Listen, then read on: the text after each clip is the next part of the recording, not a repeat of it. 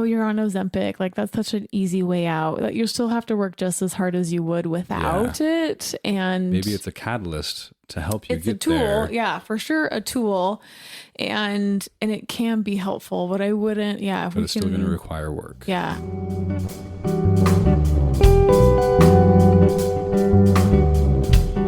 Welcome to the Complete Nutrition Podcast. The podcast where we break free from the dieting cycle and explore sustainable, realistic ways to improve your health. I'm Kylie, a registered dietitian with over 10 years of experience. And I'm Spencer, and I've been eating food my entire life. And I happen to be a nurse. Each week, we dive into the science, psychology, and strategies behind mindful eating and sustainable change. Whether you're here to transform your relationship with food, learn how to make lasting lifestyle changes, or are simply curious about what true health looks like, you're in the right place. We'd invite you to subscribe and tag along if you'd like to stop dieting and start living.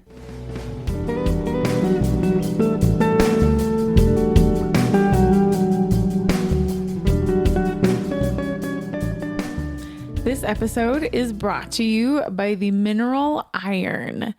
Iron is the most common element on Earth, and the human body has 4 grams of iron in the form so much metal. Of hemoglobin. Also, have you ever heard somebody say it? Iron? Iron? No. Do you never hear somebody say iron? No. Because it always bothers me when I think about it. Like, it should be iron, not iron. Like Iron. Iron. Anyway, unimportant. Ask a linguist. Anyways, hemoglobin is basically our red blood cells, and they carry iron and they help us transport oxygen. Men need 8 milligrams in a day and women need 18. So more than double what men need. A lot. I should say women in their menstrual cycle years, because we are losing significant amounts during our menstruation. So foods that are rich in iron include red meats, so pork and beef and other animal products. And then vitamin C actually helps to improve absorption. So when I get people who are anemic or who are deficient in iron, I'll have them eat their meals with a glass of orange juice or like some oranges to help with the absorption of iron. Also, utilizing cast iron, you actually add iron to the foods that you cook in it. Yay for cast irons. And deficiency for kids, it's a bigger impact because you need iron to grow. So it can impact their growth, specifically their brain growth. Kids need a lot more iron for cognitive development. And then in adults, we'll see just excessive fatigue. And yeah. Do you know what age a child needs iron? Like all the ages. I guess until your brain stops developing. So I guess that's until you're 25? I would say it's like higher. There's a higher amount per kilogram. Like the dosing is still small, but the amount they need as babies is a lot higher because they're developing a lot so much of faster. Brain growing. Yeah. And then for pregnant women, have you ever heard the term pica before? Yeah. So women who crave non-nutrient substances like dirt or chalk or dish detergent. Detergent? Yeah. That's a common one? Mm-hmm. Why dish detergent? I mean, who knows? It's a sign for iron deficiency in pregnancy. And then on the flip side, I've also had people who are diagnosed with hemochromatosis, which is an iron overload. So they have excess iron, and that's treated. They just are always donating blood to keep their iron levels low. And excess iron can cause organ damage. It'd take a lot for that, though. Right. For someone with a normal metabolism. Yeah. I just relearned wow. Obviously didn't learn it well enough. I just learned again about hemochromatosis. Wow. Very good. But we're not going to talk about that. No, what today, we're talking about today. We're talking about weight loss injections. And as I was thinking through, I think it's really interesting to think through. So I've been a dietitian for 10 years. And when I was first in school, there was the HCG diet. Do you remember the HCG diet? Or maybe, I wonder if you were even aware of what it was. I mean, I've heard that term. I'm honestly not sure what it is though. So yeah, so the HCG diet was big, and I actually went to I did an internship while I was in school on the other side of the country, so in Illinois, and they had never heard of that diet, so it was definitely like a Western thing. And it was a diet where you would inject yourself with an HCG hormone, which is a hormone that you create when you're pregnant. So men and women would inject themselves with HCG. And then you'd go on this 500 calorie diet, and guess what? You lost weight. But as soon as you stopped, wait, was it because of the 500 calorie diet? For sure. Or for sure. So the HCG was like who? Okay. Yeah. So that diet was really big. The paleo diet was really big. Atkins was really big. And when my mom was growing up, her mom did the cabbage soup diet. Sounds terrible. Yeah, there's like a sugar busters diet where there was low sugar. And then in the last few years, it's been more intermittent fasting and the keto diet have been really big hot topics. And I always wondered what's going to be the thing after keto that's going to be the big buzzword, the next diet or the next thing to try. And it is definitely these weight loss injections that we're going to talk about today, the GLP-1 receptor agonists. Kylie, you just threw out a big word. What is a GLP-1 receptor agonist? Yeah, so it's the name of these injectable medications, which they did recently just come out with a form as a pill. And they are taken, they're taken daily, weekly, or monthly. And they come, the injectables come in a pen form. It's not like a pen, but it looks like a pen with a cap for the needle, or the syringe. The syringes are cheaper. And they will titrate up your doses, and basically it helps people to lose weight. Can also help manage blood sugars and can also be helpful with reducing risk for heart disease. So it's just a type of medication that currently is, I think they're hot topics because of the weight loss, but they have been around for about 20 years. Not all of them, but at least for blood sugar management, they've been around for a while. And currently that's what the big hype is all about, is the weight loss. Did they only recently discover the weight loss function of it, or was it just never really utilized? It was never targeted to weight loss. So they just didn't use it for that. Okay.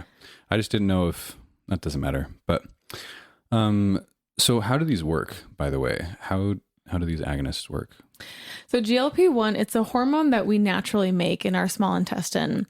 And then it stands for glucagon-like peptide. It's, again, just a name of a hormone. And then receptor agonist means that it mimics our natural GLP-1. So it's not a natural hormone, but it's a synthetic. So it's a man-made hormone that is made, and it acts like what our GLP-1s is. It's basically like making more of these and giving ourselves more of these. And so, it just mimics what our own GLP-1 hormone does. And what it does is it can stimulate our pancreas to make more insulin, which that's where the blood sugar management is helpful. So it helps to lower blood sugars.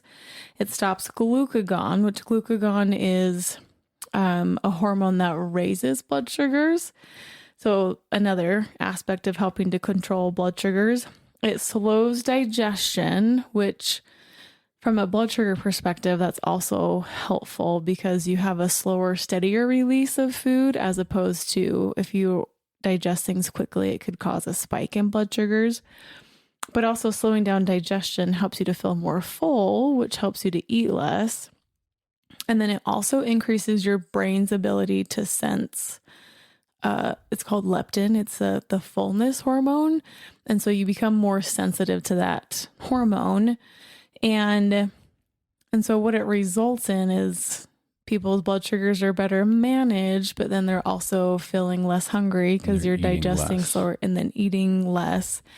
And then you also feel full a lot more quickly. Okay. So, I mean, I kind of know why everybody's going crazy about them, but from your perspective, like, why are they such a big deal right now? Yeah. So in the beginning, they were only approved for type 2 diabetes, and insurance wouldn't cover for anything else. And then within the last several years, they came out with new, there's the same GLP-1 agonist, so same compounds, but they came out with ones that were specific for weight loss. So Saxenda and Ozempic were the first ones that came out. And I think just as a human race or society, at least in the States, that I think we're just like always trying to find a quick answer for weight loss. And that's totally what this is. It's a quick, easy fix. Yeah. And so, yeah. I mean, like, not to bash those that have done it, like, if that's what works, that's fine. Yeah. And we'll talk through that. Like, we really do not want to come from a place of judgment for this. I have so many people who are on it and who are doing really well. And so for this podcast, we do want to present the facts. And if you're in the decision of trying to figure out what to do, we do want to talk about that too, because I have seen people do really well with it. And I think I also have seen providers give it to people who I don't think it's indicated for. And so hopefully today we can present all of this in an unbiased way and know that we all have autonomy in how our body looks, in how we want our body or to look. like what we choose to do and how how we want to manage whatever our body is going through. Yeah. And so, so no judgment from us. And I shouldn't say how our body looks, because we don't want to focus on that. No. Oh. And so yes, they were first approved for type 2, and then they came out with Saxenda and Ozempic for weight loss. And then what happened? So there's two major companies. So Eli Lilly and Novo Nordisk, and they actually monopolize the insulin production in the States. And so these are the companies that came out with these drugs, and they started to give samples to physicians. Physicians started to give samples away. And I had physicians giving samples to people who had, and I hate using BMI, but who quote unquote had BMIs that wouldn't qualify them. So someone has to have a higher BMI in order for insurance to cover or for this to be indicated. So they were just giving them to anyone who was trying to lose weight. And it created this shortage. And so what happens when drugs start to go into shortages, compounding pharmacies can create these drugs and sell them for much cheaper. So compounding pharmacies started to take these same compounds, these GLP-1 receptor agonists, and usually they'll add like different things to them to make them unique to their pharmacy. Like B12 was a common one, and then they'd make them much cheaper. So normally, these drugs they sell for thousands of dollars per month. And the compounding pharmacies were selling them for maybe like $150 to $200 per month. So significantly cheaper. And anyway, so Lilly and Novo Nordisk were giving out samples. People were getting these medications. Compounding pharmacies were going crazy. And the reason why, so these weight loss per studies, they do help with a 15% weight reduction. And then in A1Cs, or that's your 3-month average of your blood sugars, it does help to decrease A1Cs by 1 to 2%, which is pretty significant if you have elevated blood sugars. And yeah, so I mean, everyone's wanting these benefits, kind of like this miracle drug sometimes, that it almost is what it seemed like, and put us into this drug shortage. I know there's probably some confusion about like which drugs are which. Kylie kind of threw out like some brand names and some trade names and that sort of thing. What are the brand names versus the generic names? Yeah. So there's several different types of compounds, and they're all considered the GLP-1 receptor agonist. So it's basically like, I'm trying to think of like different types of sugars, like sugar versus brown sugar, like they're all sweeteners. So there's different types of compounds, but they're all GLP-1 receptor agonists. So exenatide, Byetta, and Bydureon, I actually don't see these as much. These were the ones that were first approved for, and they're used still today for diabetes. Liraglutide is also another name. These are the generic names. So brand names are Saxenda and Victoza. Saxenda is used for weight loss. Dulaglutide, Trulicity. I have a lot of clients on Trulicity. That's for diabetes. And then these newer ones, semaglutide and tirzepatide, are the generic brands. Brand names are Ozempic, Rybelsus, that's the pill, Wegovy, Mounjaro, and Zepbound. And those are the big brand names, the really expensive ones. For weight loss, right? Specifically. Do people use them also for just regular diabetic medication ever? Yeah. Okay. So most of these, I should say, so the Byetta, Bydureon, Victoza, Trulicity, those are all specifically just for type 2 diabetes. All of them can be used for diabetes, but the ones that have been approved for weight loss have been Ozempic, Rybelsus, Wegovy, Mounjaro, and Zepbound. Okay, so if you're trying to get something prescribed for weight loss, it has to be one of those. Yeah, I mean, I think like a physician can prescribe whatever they want, but in order for insurance to cover, you have to meet certain qualifications. And currently, at least the insurances that I'm familiar with, you have to have diabetes, type 2 diabetes, in order for them to cover. Otherwise, you're paying out of pocket. Okay. Even if it's for weight loss. Mm-hmm. Okay. That's good to know. I didn't know that. So yeah, so those are all the brand names from the big companies, the big money.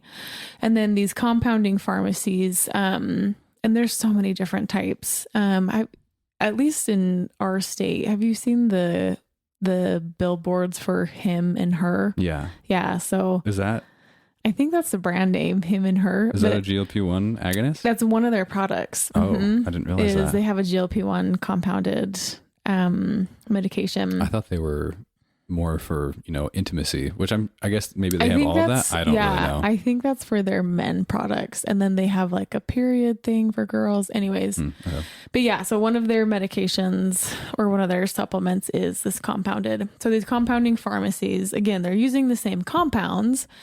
And then because they're in a shortage, the FDA approves that they can sell these products, and then they will usually add, to make it unique, they'll add something to it. So a lot of them will add B12 or that's probably the most common one I've seen are these B12 plus semaglutide or plus tirzepatide injections.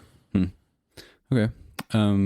What are some of the costs for if you don't have insurance? Yeah. So, well, and something interesting too, which let me go back to these compounding. So the compounded drugs, they pose a higher risk to patients than FDA approved drugs because the compounded drugs do not undergo FDA pre-market review for safety, effectiveness, or quality. And so that is one thing. So a lot of physicians are hesitant to prescribe the compounding medications because they don't go through as rigorous of studies as some of these other like brand names. And the compounded ones are the typically cheaper options, right? Yeah, the cheaper option. So the big name ones are the ones that have gone through FDA. That's kind of unfortunate that, I guess that's where the money is. Well, it's totally like capitalism, right? Yeah. So like these studies can pay to get these, or these companies can pay to get the FDA approval. Yeah. Although I don't know, some of the compounding pharmacies are making bank, but recently though, this is like very recent within the last month. So March 19th, the FDA announced that there is no longer a shortage. So tirzepatide, as of March 19th, is no longer allowed to be compounded. And then April 22nd, semaglutide will no longer be able to be compounded. So all these cheaper options are going to be off the market, is what that means? Yes. Yeah. So these That's compounding. So interesting. Yeah. And really like interesting to see what that will do for these, I don't know, these pharmacies or these companies. And then it's also interesting that it also happened to be the moment that both Lilly and Novo Nordisk, they came out with a cheaper version that's much more affordable. Instead of in the thousands of dollars, it's same I think affordability as the compounded versions? Not the same. It's still a little bit more expensive, between like $300 to $600 a month. But it comes in a syringe as like a vial and syringe so as opposed to a pen. Okay. Mm-hmm. So they've come out with these products that are a lot cheaper. And yeah, I just think it's really interesting timing, right? When the FDA announced that the shortage was over, and then they come out with these alternatives that are still slightly more expensive, but it's directing them to their companies and no longer these other pharmacies. Sure. Yeah, definitely some interesting politics for sure in pharmaceuticals. But regardless, these are medications that I have seen let people using them correctly and using them for when it's indicated that have been beneficial. Interesting indeed. How were these even discovered? What's the history? Just give us a brief overview of the history of GLP-1s. Yeah, so they're really interesting. So it was first discovered in the 80s, so not that long ago, in pig intestine. And I also think that's super interesting because they used to use pig insulin for people with diabetes. And since, years have passed that we have much better types of insulin. And anyways, but that's where we originally found it. And they found that the like actual natural form had a really short half-life, meaning that it didn't last very long. Or it didn't stay active. And so it was really hard to reproduce.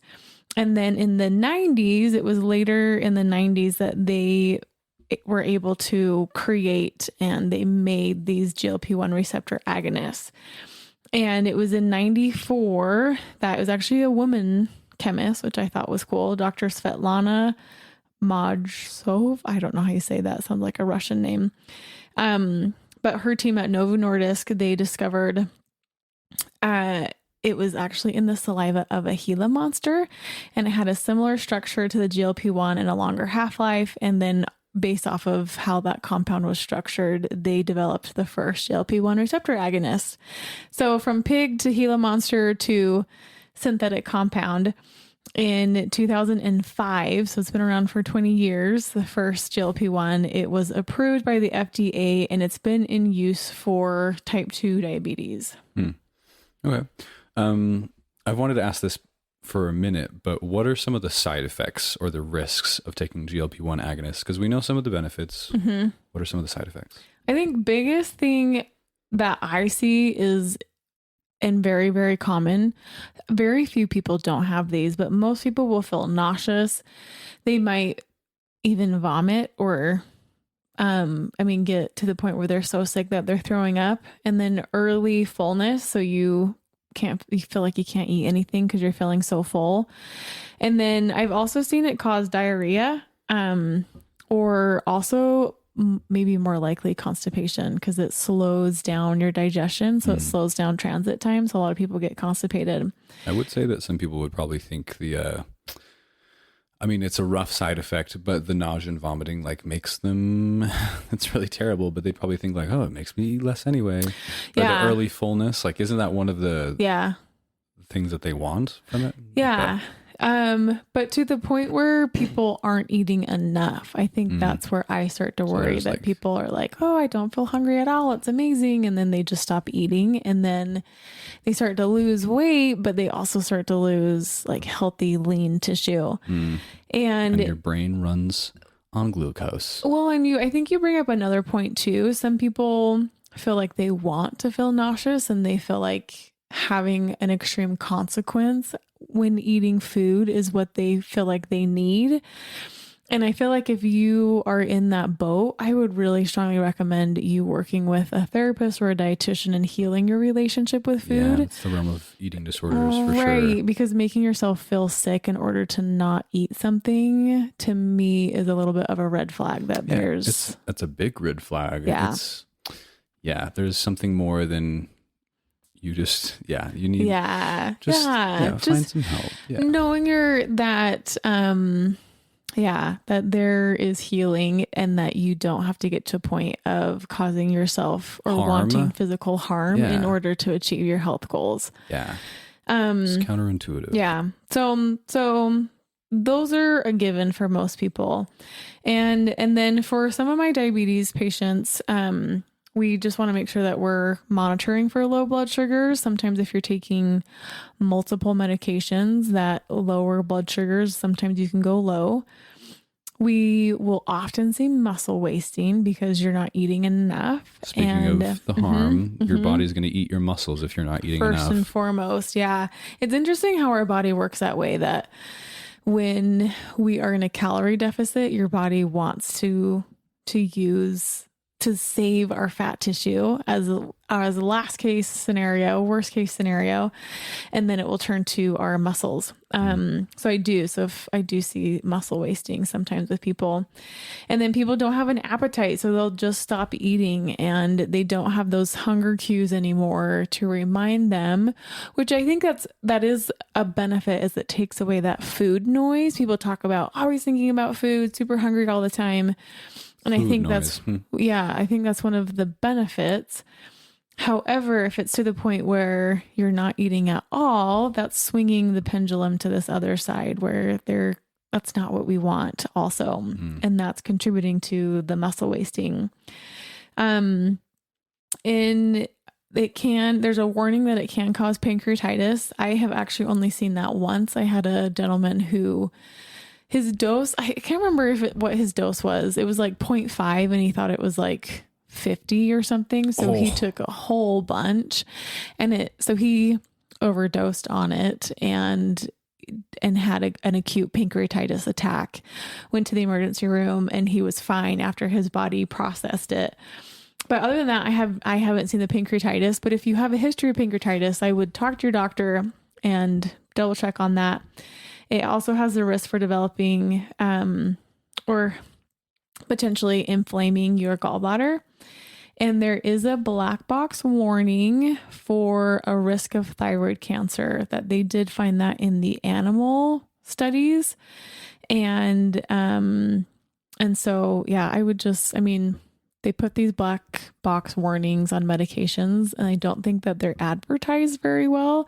So if you do have any risk for thyroid cancer in your family, or have thyroid issues, I would definitely talk to your doctor before starting any of these medications.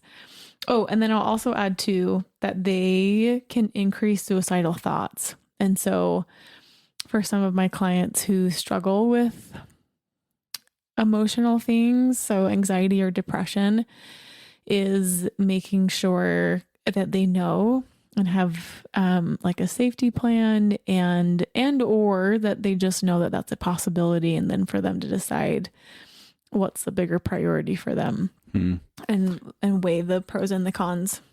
What a weird side effect. Yeah. The brain does what it wants, I guess. So who would you use this for?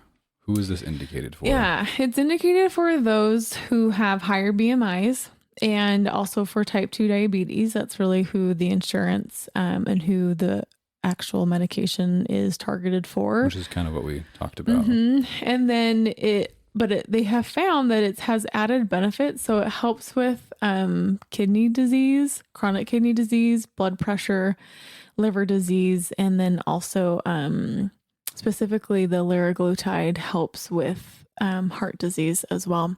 So they're finding other added benefits to some of these other chronic diseases. That's kind of cool. The research goes on.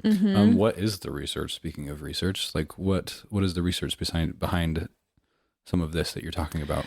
So these studies have confirmed that people who are on this have been able to achieve 15 to 20% loss of total body mass, so weight loss down 15 to 20%. And then a decrease, we already said this, of 1 to 2% of their A1C or their blood sugars.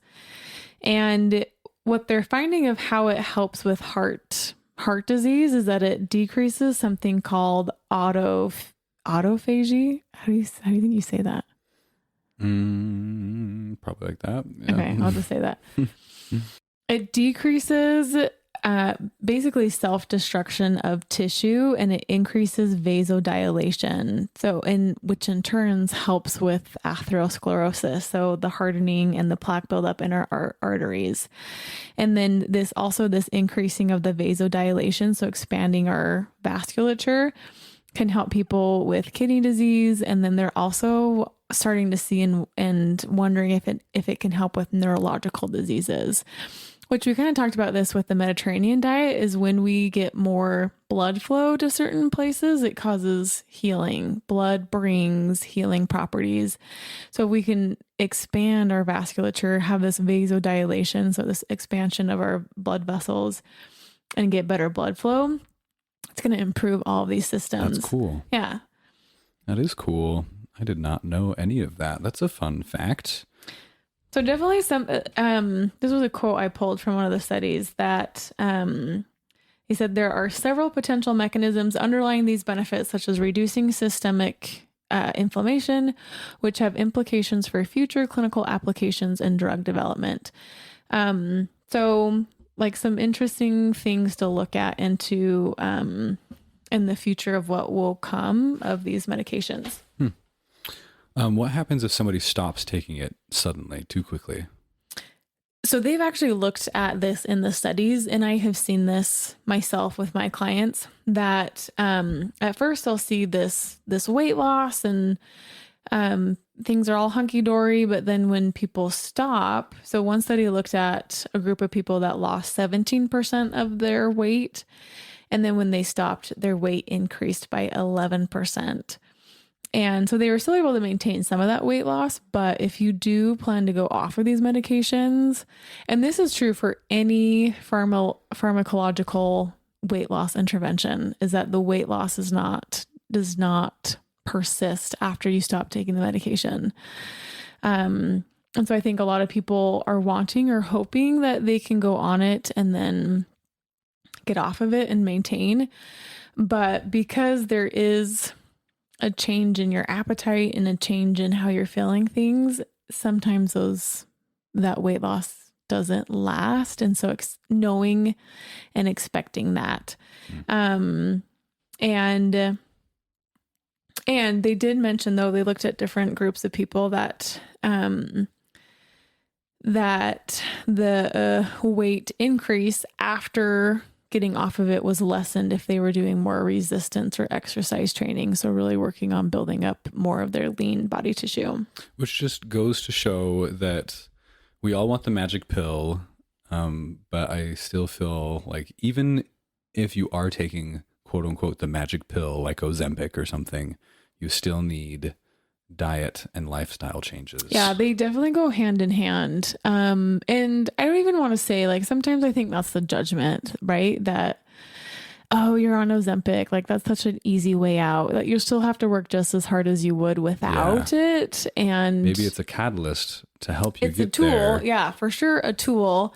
And it can be helpful, but I wouldn't, but it's still going to require work. Yeah. Yep. And if we can get away, I think can seem from others that it's this magic pill or whatever, but it can be a tool and it can be helpful, and but still utilizing and building healthy habits. Yep.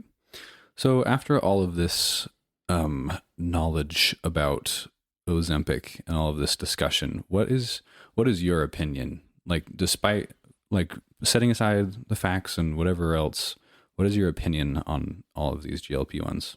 I think first and foremost, there's so much judgment around it. I think you see it in social media when they had, I don't know, whatever the most recent awards ceremony award ceremony. Was it like the Emmys or the Oscars or something? I don't know. Everyone was talking about, oh, the Ozempic, and she took the Ozempic, and, you know, look at all the weight loss, and like all the Hollywood stars taking this.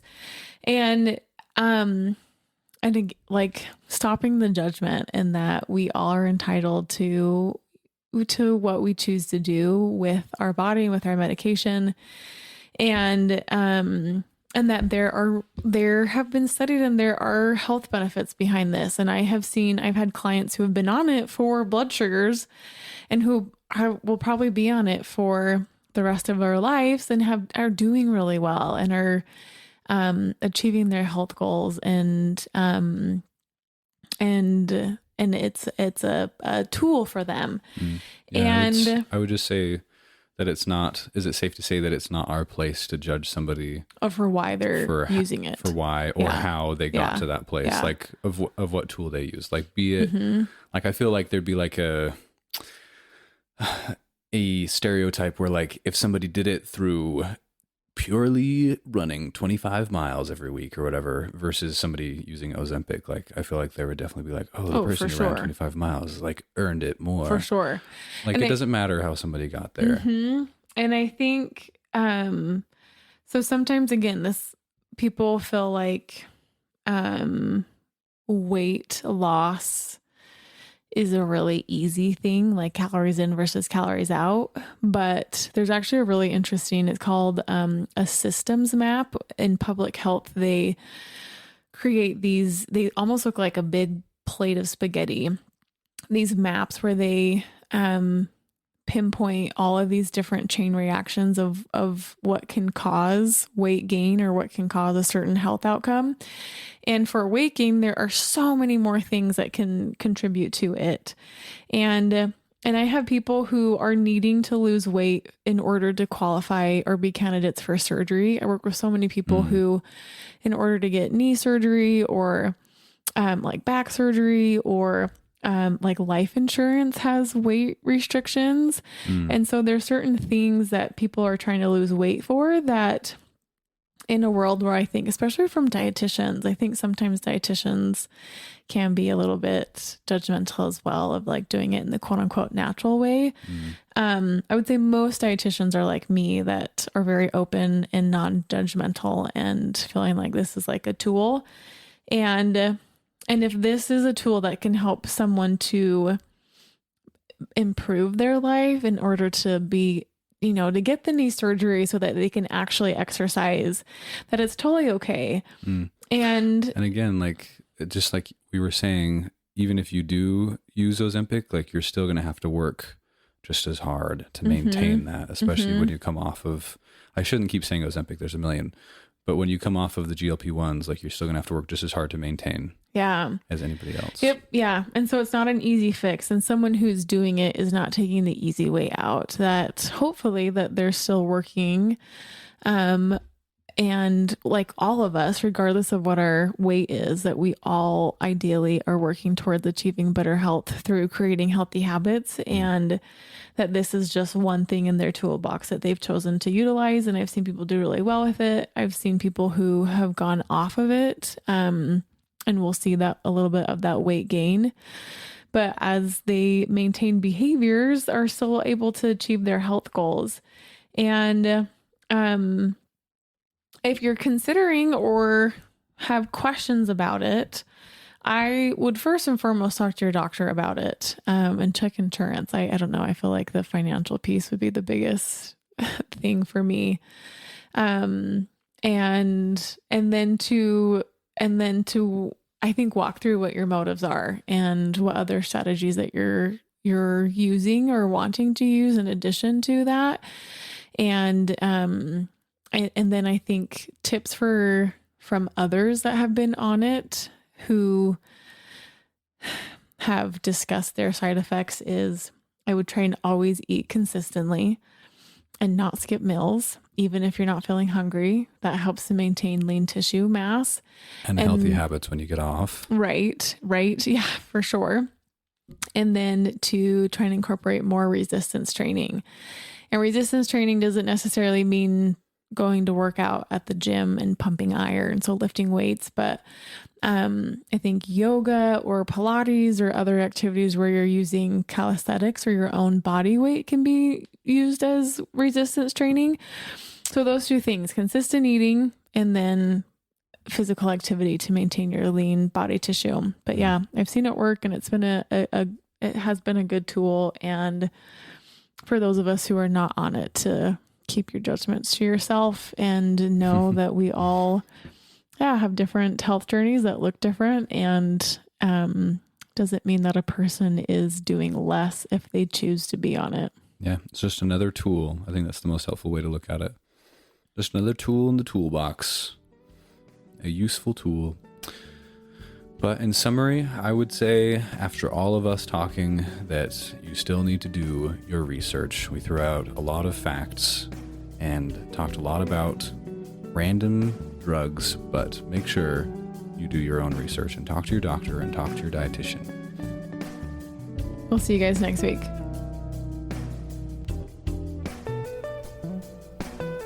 If you are listening, we imagine that you are probably on your own health journey. Thank you so much for letting us be a part of this journey. We want to invite you to consider these 3 questions as a weekly personal check-in. The first question is that maintaining a positive mindset is crucial for success. So, what are your victories and your wins from the past week? Second question, what are your intentions or focus or goals for this next week? Reminder that the simpler and more realistic, the better. And the last question is, what are you going to do to accomplish this goal? Be specific, and we invite you to write this down somewhere. What specific things will you do to reach this goal of yours? Thank you so much for listening. If you like what you are listening to, we would invite you to subscribe. We'd also invite you to leave a review. If you do, you will be entered into our monthly drawing to win a box of meal deliveries. Take a screenshot of your review and send it to Complete Nutrition, complete with a K, completenutrition@gmail.com. You can also check us out online at www.complete-nutrition.com or on Instagram at complete_nutrition.